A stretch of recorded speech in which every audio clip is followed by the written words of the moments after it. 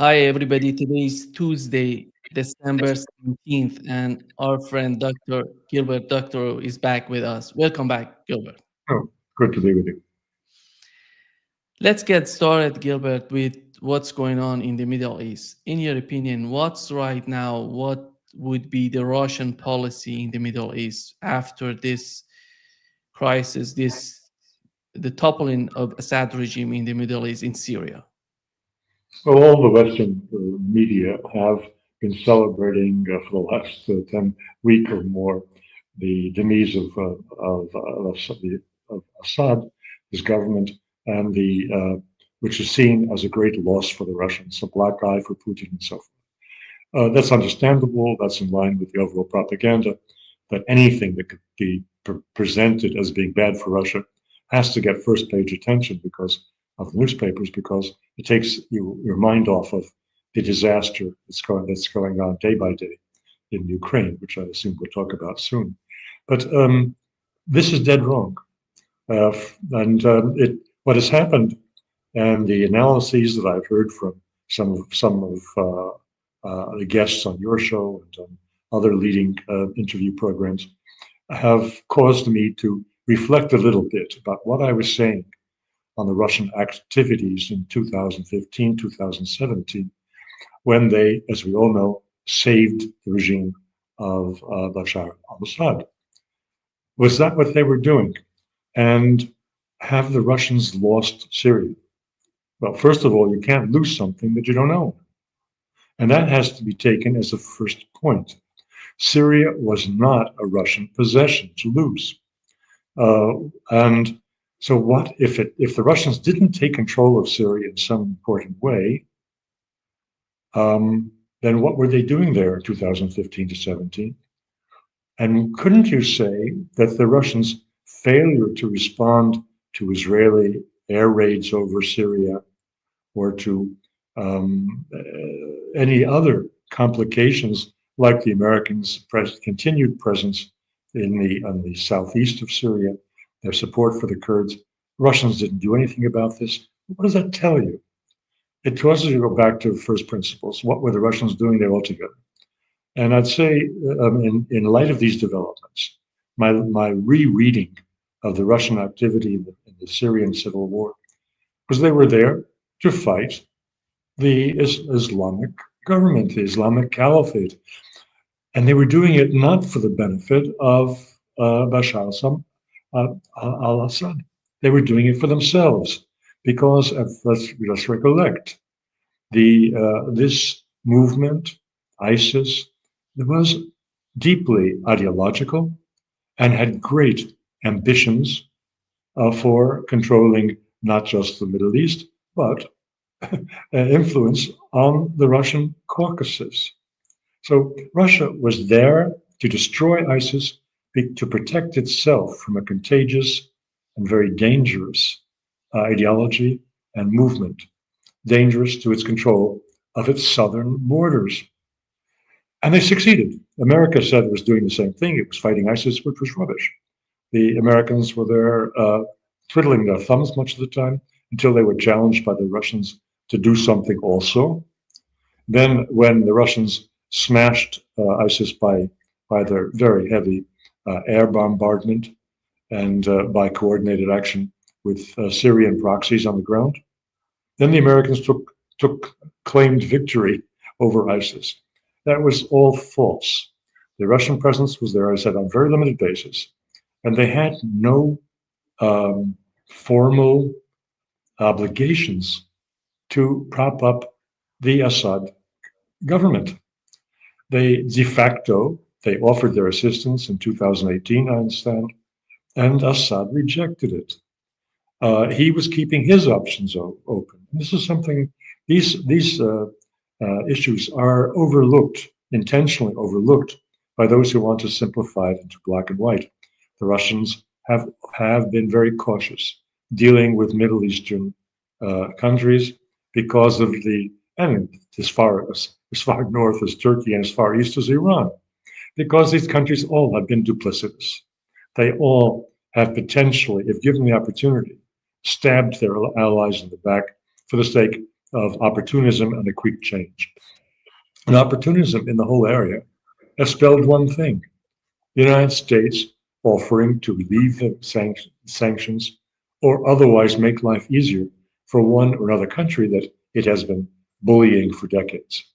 Iran, after the death, TRA hyphen murder of their President Raisi, was has been a rather slippery object with the appeal, the outreach to the West, to the United States, having been made as one of the first activities of the incoming um, new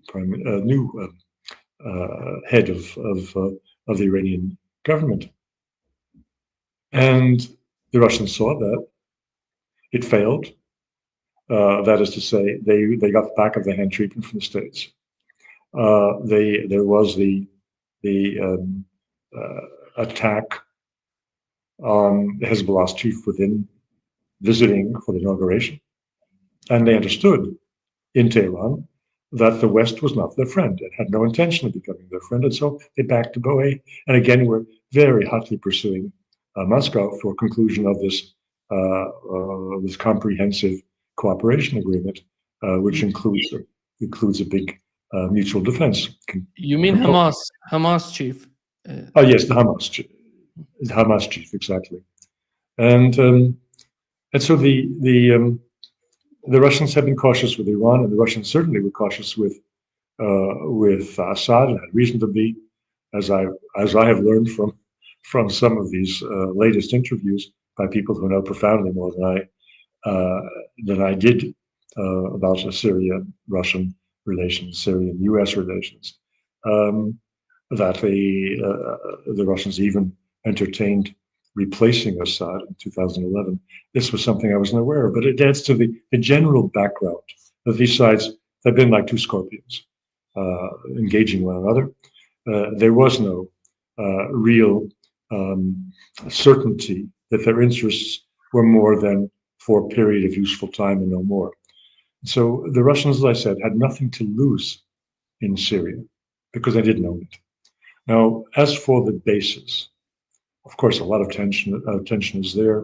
But the Russians have reportedly removed a lot of staff they had in Damascus, military staff and others, and that they have concentrated their presence in Syria in these two bases, an air base and naval base, Tartus and Khmeimim.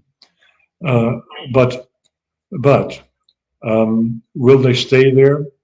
Only if it's clear that they are welcome and secure. What is the position of the Damascus government in formation with respect to Russia? It's not at all clear.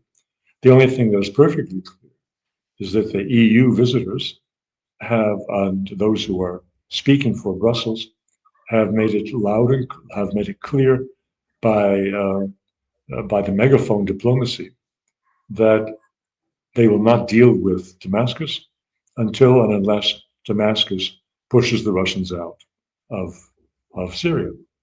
So the presence of Russians in Syria is possible, but not necessarily going to be realized. And the Russians have other options, which they must be very actively pursuing right now.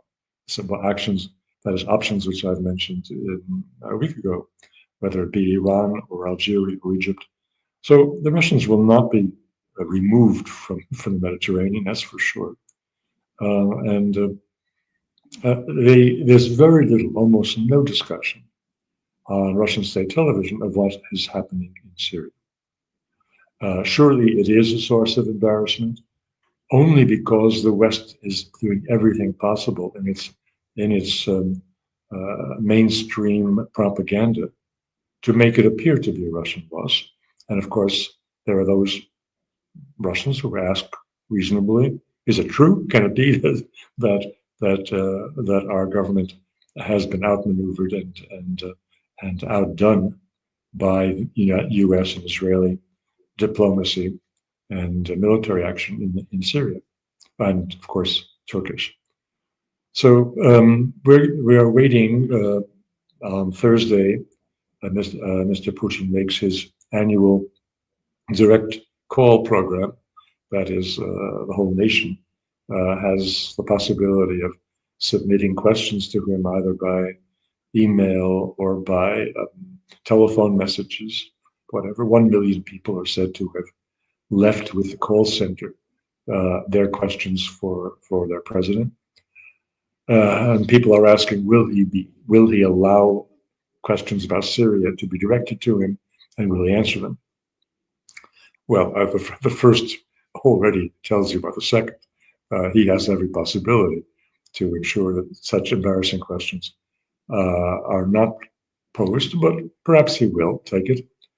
In his very important speech yesterday, which got a lot of attention in mainstream media, his speech before the Ministry of Defense, was the year-end gathering of maybe 300 senior military officers and a goodly number of important other government officials, civilian government officials, including the representatives of all the Duma parties, communists and the Just Russia, and of course the United Russia. They were all present as he gave his summary of what they've achieved and what lies ahead. But Syria did not have any role whatsoever in that speech. When you look at the bigger picture of what's going on in Syria and how important Syria is for the Project Belt and Road Initiative of China, and do you think that Russians are now concerned about the north-south corridor because they can do something to Russia as well, or the relationship between Russia, Azerbaijan, and Iran is that good that they're not concerned about it? They all have very strong economic interests in the success of that project. If you're looking at Azerbaijan as the weak link, I wouldn't, because they are very closely allied with Russia. Their interests do not always coincide. Of course, Azerbaijan is a competitor on world markets with Russian hydrocarbons, but that does not take away from the reality of their close personal associations. Aliyev, after all, I think he graduated from McGimo, from the elite foreign policy school in Moscow. In any case, he's a fluent Russian speaker. And it he may be very polite and inviting to Western visitors, but there's no way that they could prize him away from his uh, economic and geopolitical relationship with Russia. As for Iran, this is very important to them.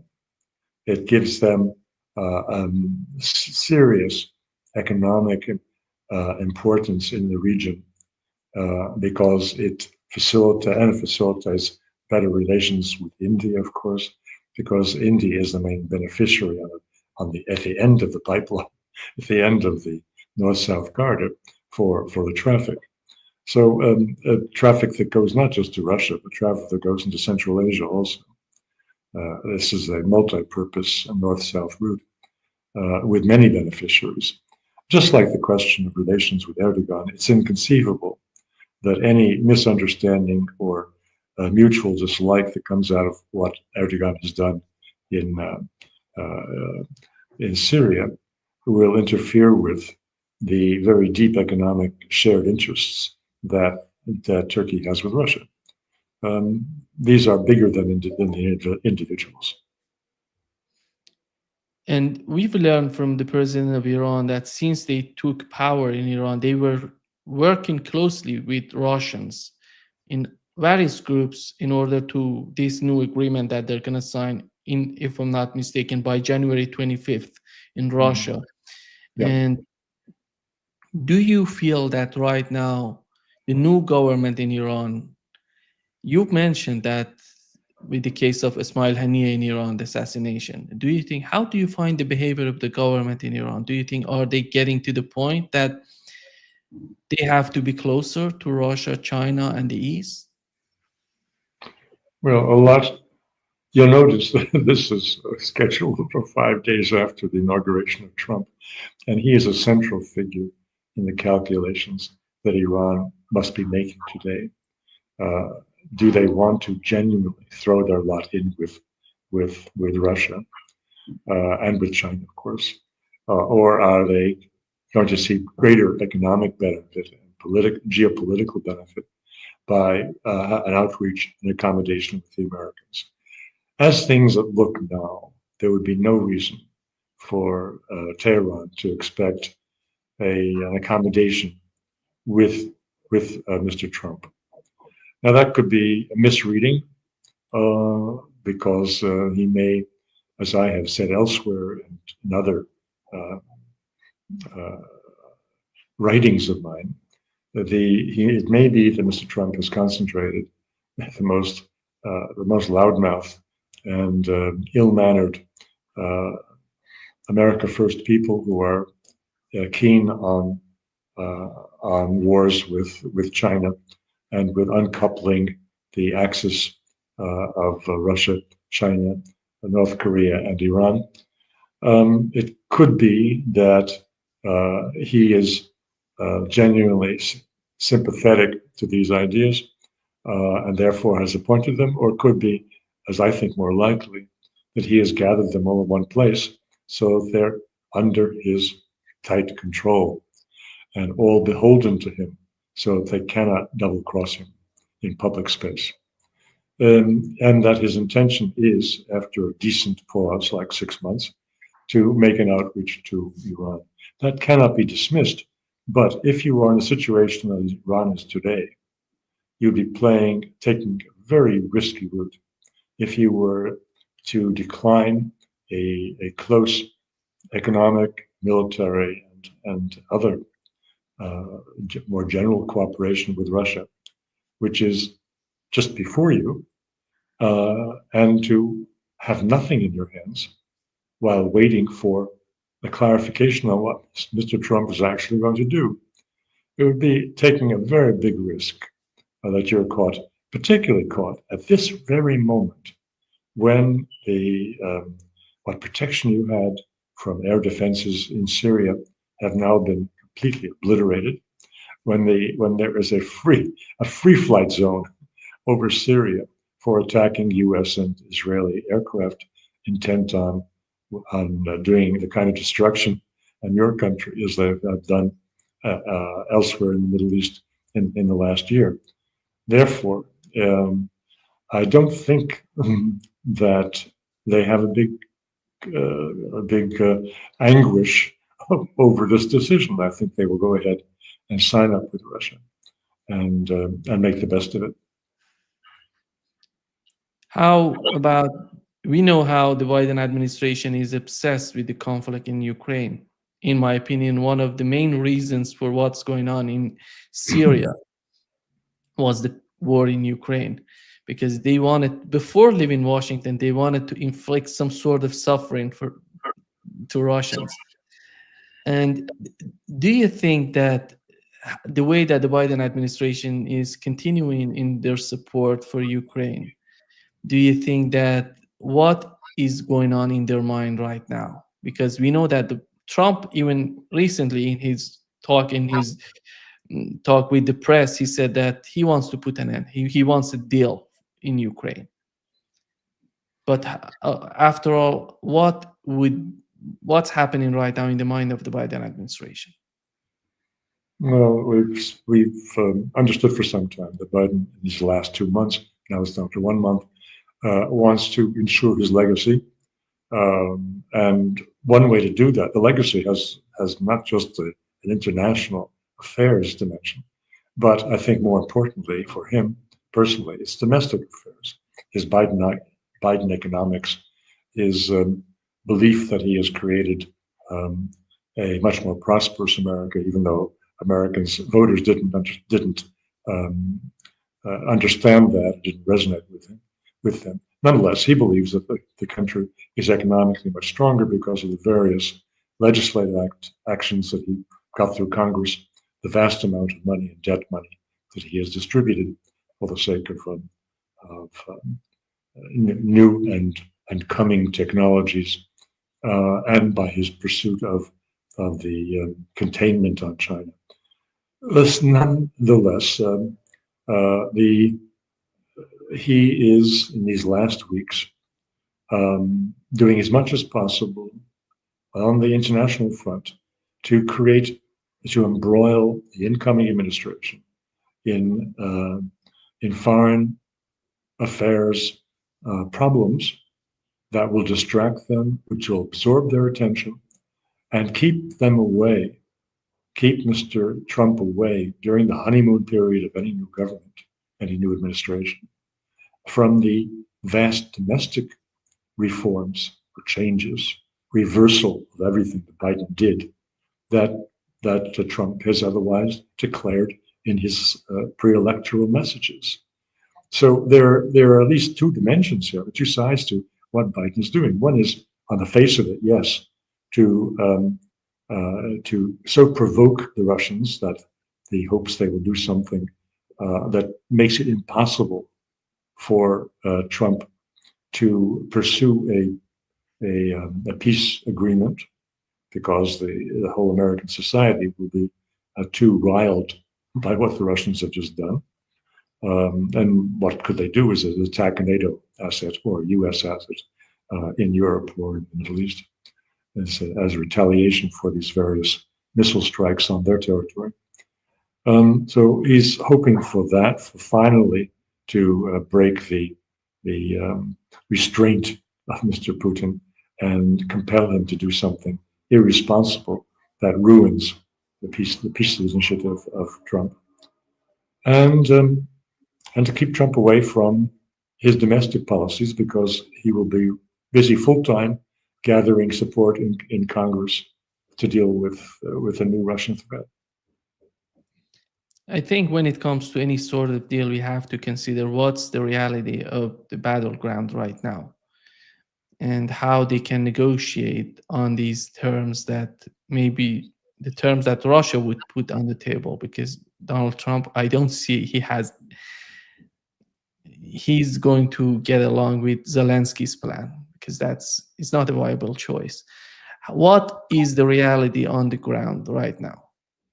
Right. Well, just to come back to your last remark before what's the situation on the ground, the the issue that appears in the last few days is that Trump perhaps has gotten the message that the Ukraine war is bigger than Ukraine, and it's a real issue that has to be addressed for the Russians to sit down at the table and negotiate, is with the Americans directly over a new architecture of security in Europe.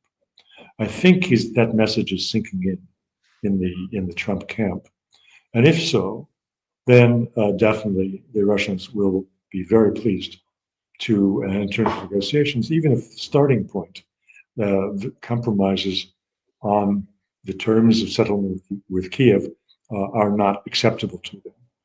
But they will sit down if they are satisfied that the big issue of overall security in Europe is being recognized as worthy of discussion with Washington directly. Now, the situation on the ground, it gets more dire every day for the Ukrainians. And the more I see on Russian television reporting, and the more we listen to what Putin said yesterday, he gave numbers. He said that the Ukrainians have lost to dead and wounded 500,000 men this year. And that adds to the 500,000 they lost last year. So when Mr. Trump is speaking about 1 million men dead or wounded in the sense of seriously disabled, that's just Ukraine alone. And that's quite dramatic. Now, as to what's going on day by day, the latest that came out on Russian news yesterday is that the average, I think this was actually incorporated in Putin's speech, that the average daily gain now is 30 square kilometers, the gain of the Russians on the front. They also mentioned, during the course of yesterday's briefing with the Ministry of Defense, that the Ukrainians forces on the front line the individual units are only 45% manned. That's to say, they have experienced such losses they cannot fill their military units, not to mention the units that exist only on paper because they've been totally uh, destroyed. For that reason, the Russian advances are so significant. And if you look at the map that they put up, you see how they are closing in and creating cauldrons, as they call them, pockets where they're trapped, where they have entrapped significant numbers of Ukrainian forces, and how they're advancing on Pakrovsk, which may be taken in the near future. I think it's called Krasnoarmeysk in Russian. And so if you look at maps, you don't find Pakrovsk anymore. It's because the Russians are satisfied with central their command, and they have restored its pre-Maidan name of Krasnoarmeysk. That is important in ways that weren't even discussed before. Not only is it a logistics hub essential to supplying Ukrainian forces with with Western equipment and ammunition that's coming in from Lvov area, but it also was an important center for Ukrainian metallurgy, since it was the largest, almost unique source of coking coal for smelters.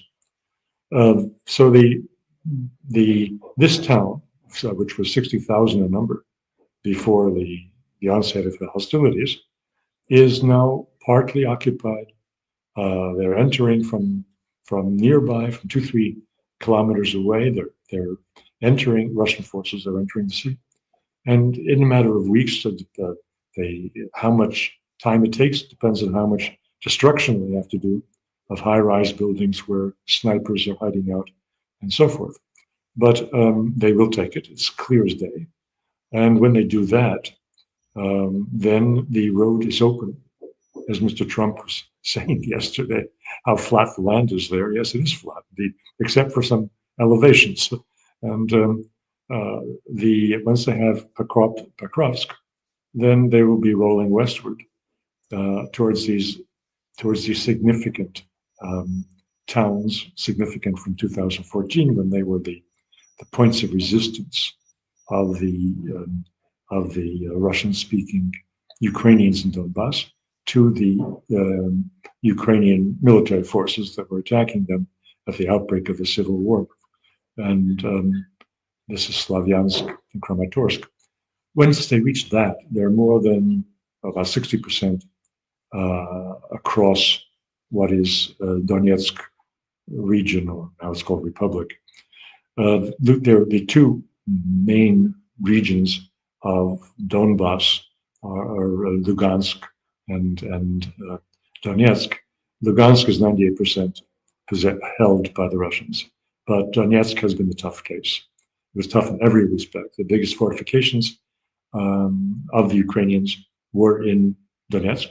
The closest they came to population centers were in Donetsk. They were until 6-8 months ago, they were in easy artillery range and shelling daily Donetsk city, which is the capital of the region, with loss of life and large destruction of residential neighborhoods as the evident damage, till they were pushed back a few months ago beyond artillery range, and now, as I say, the westward movement of the Russian forces is bringing them to the middle point.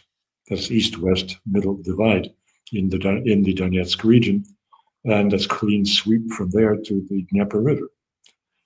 That is all within reach. Now, you would think, of course they could do this tomorrow. Well, they can't do this tomorrow because there are residual forces. I didn't say they were 90% depleted. I said they were 45% depleted, and they do have drones. They do have mines. They have ways of making it essential Russians do a lot of cleanup work before they bring troops in on the ground, lest they be devastated by these means of attack that the Ukrainians still have. But it's clear which way the war is going. And the Russians are very confident, in high spirits. We also note, again, turning to the question of manpower, everybody is talking now.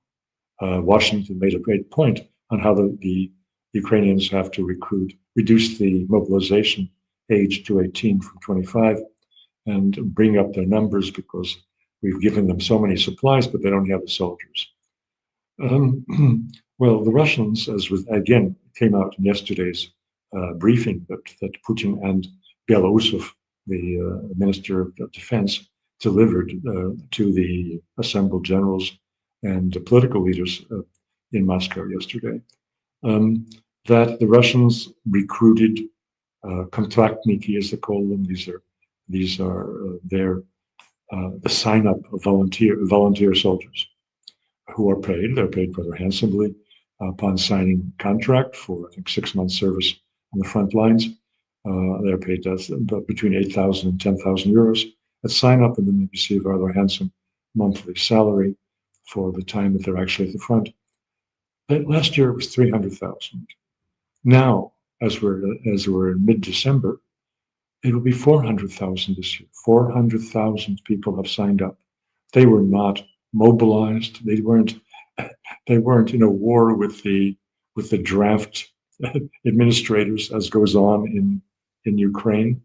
They came in voluntarily, either as patriots, and also some people, let's be honest about it, are motivated by the very handsome compensation that's offered for those who sign up as kontraktniki. For them personally, for their families, the benefits of being a volunteer soldier in the Russian army fighting in a special military operation on Ukrainian territory includes a lot of benefits for the family, for the children. The children are assured scholarships to the best universities or higher educational institutions in the country. The families are given highly subsidized mortgage loans for housing.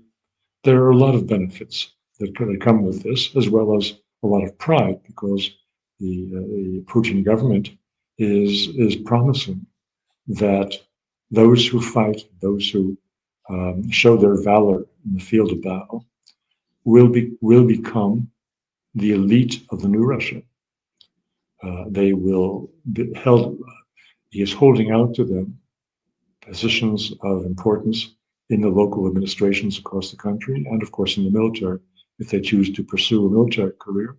And if, as one of these heroes of Russia told Putin in their direct one-to-one conversation when the awards were given out, that I don't feel prepared for this type of honor because I really wasn't properly educated. And Putin told him, well, we'll educate you. We'll ensure that you have what it takes, and we will give you experience in local administration so that you can be given and properly deserve a position of authority for the whole future, for your future career. So this encouragement, this intention to restore to the Russian military the social position that they had in the 19th century, when every provincial noble family, whether poor or otherwise, the mothers all were hoping that their daughters would be married off to an officer. That type of status of patriotic young men will be rewarded for elite status in the new Russia, the post-Putin Russia.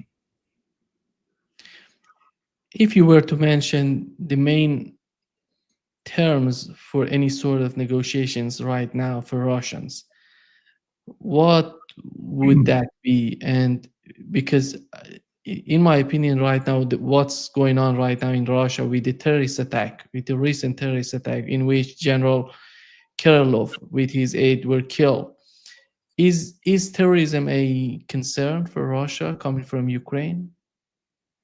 Well, it has been for a long time. Remember this Crocus Entertainment Center which was very important in public consciousness because it was carried out by Central Asian hirelings of Ukraine, and turned a lot of attention in Russian society to what are all these these Central Asians doing in our midst? Are they really trustworthy? So the notion of the connection between, and of course there were a series of other high visibility assassinations. The Daria Dugina, the daughter of this philosopher, politician, political thinker in Moscow, who was journalist and who was blown up. These are in public mind.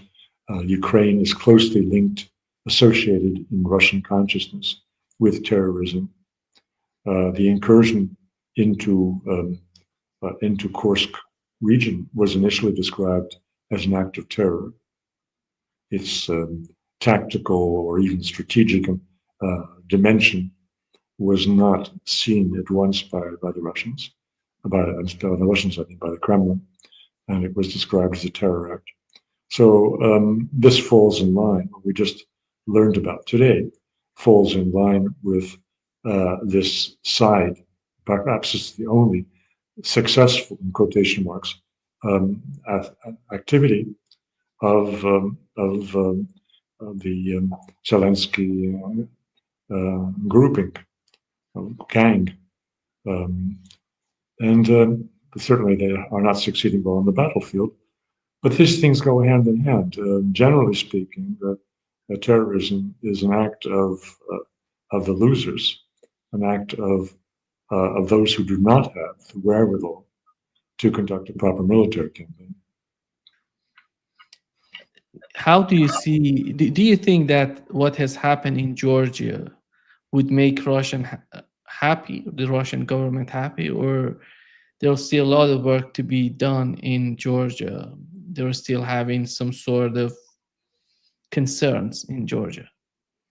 Well, the Georgian case is interesting because it shows that Maidan is not something that can be transplanted easily, even if all the elements are there, down to the tiny details like distributing cookies in the street to those who are striking against the government. The outstanding feature of what's happened or what is happening in Georgia is the resoluteness, the competence, the clear-mindedness of the Georgia Dream government, prime minister. This was not to be expected. And let us remember that the whole affair is an internal Georgian matter in which Russians are an interested party, but not an active party. The question is, will Georgia have any semblance of sovereignty, or does it just become another proxy warrior against Russia, following instructions from Brussels, and Brussels following instructions from Washington? That is the issue. The notion that Georgia, under the Georgia Dream Party, wants to be a Russian ally, Russian subject, is not total nonsense. The disposition of the party is to become part of the EU community. Lord knows why they want to join the losing side, but that's their business. The point is that their public position is to join the EU, but they will not join the EU under the terms of the present EU diktat, which is that they undo their law on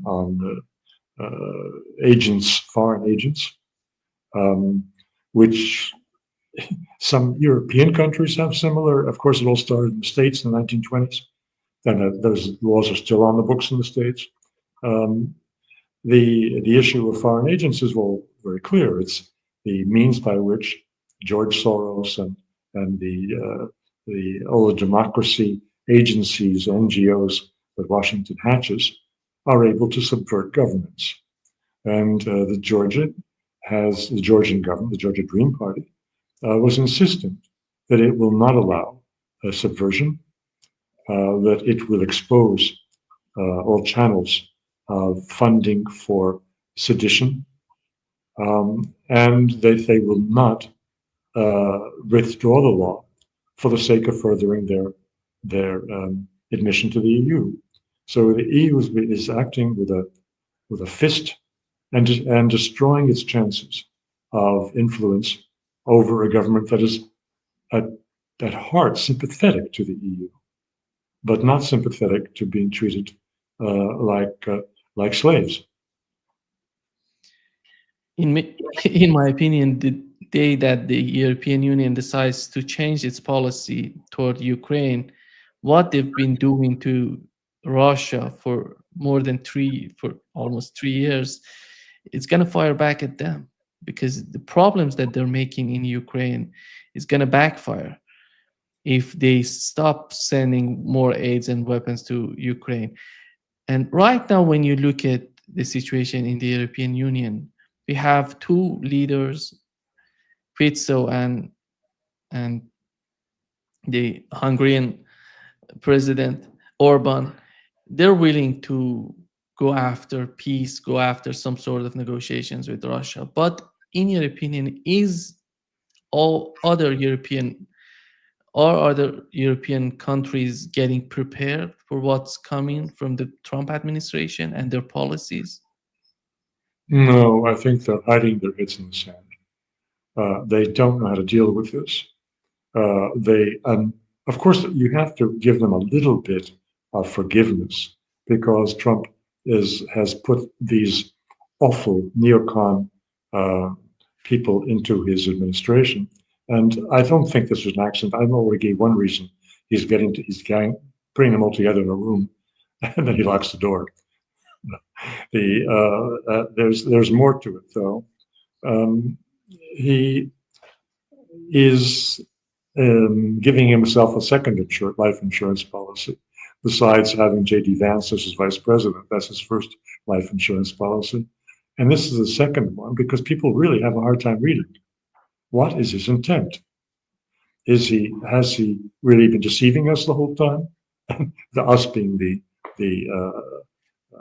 people who appear on your show and on similar programs in the alternative media. We have all assumed that Trump is our friend, and have we been taken for fools? That just as we wonder about that, I think the people in the EU wonder about that. Have they been fearing for no reason that Trump is going to be their enemy? So he is he's very American because he is creating muddy water in which everybody's fishing. We don't know where he stands. We'll find out in the next month or two. And therefore, I think the Europeans are on a wait and see. Don't be terrified because it may not be as bad as it looks. But when you find out that it is as bad as it looks, then your question would be very appropriate. What are they going to do about it? Yeah. How about Romania, Gilbert? What's your understanding on what has happened and what's going on in Romania? And is that of importance for Russia?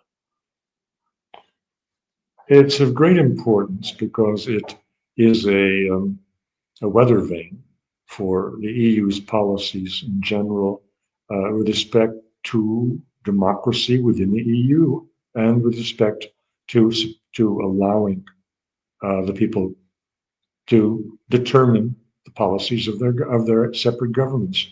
Is there any degree whatsoever of sovereignty in the 27 member states? That is the issue, and it's of great interest to the Russians because they would like to believe that some of these leaders and countries are open to common sense and self-interest. And that is the case in the candidate who unexpectedly came to the fore with the single largest body of votes, even if he didn't have a majority and they were going to go into a runoff, the second round. Nonetheless, his ability to win out over the EU paid and sponsored defamation program against himself was of interest, of course, to Moscow. And then you have this judicial decision negating that first vote over alleged and unsubstantiated charges that Russian agents had corrupted the vote, has influenced the vote against the preferred candidates of Brussels. So, of course, the Russians are following this closely to see what chances there are of finding some accommodation within the EU after the war ends. Before wrapping up, Gilbert, we had a statement from Erdogan, Mhm. which we were talking about, laughing about it. He said something different. He said that there are two main real leaders in the world, me and Poon. When what I understand from this type of vision, that he's looking toward the east, he's not looking toward the west. This comes to my mind when he's talking this way. Do you think that after all, with all that difficulties that we're having in Syria and in the Middle East, the overall movement of Turkey would be toward east? Well, it's too early to say.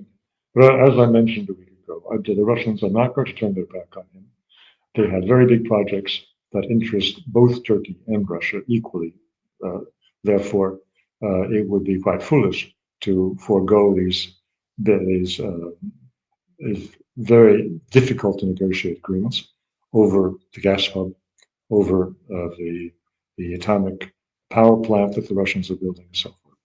So they will not turn their back on him, and they are interested in what he's going to do in Syria, what his next moves are, because it's not at all clear um, what kind of relationship he will have in practice in days ahead with Israel, how happy or unhappy he is with what they have been doing to devastate any semblance of armed forces in Syria and to create the way for total chaos in the country.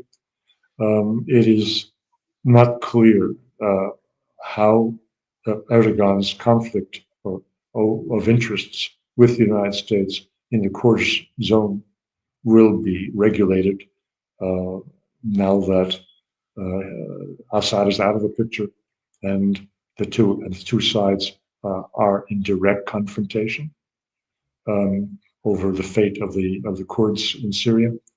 So the Russians will certainly be watching very closely. They don't close any doors. Just as I say, they're not closing any doors on retaining or leaving their military bases in Latakia uh, and uh, in Tartus provinces. The These are long, long games, and the parties have been present for decades and will be present for decades to come. Uh, it all will depend on matching up interests and ambitions. Therefore, well, Mr. He was saying what he was saying to ingratiate himself with Putin. Although I don't think Putin is as keen on flattery as Mr. Erdogan is. Thank you so much, Gilbert, for being with us today. Great pleasure as always. Well, thank you, Nima. I enjoyed it.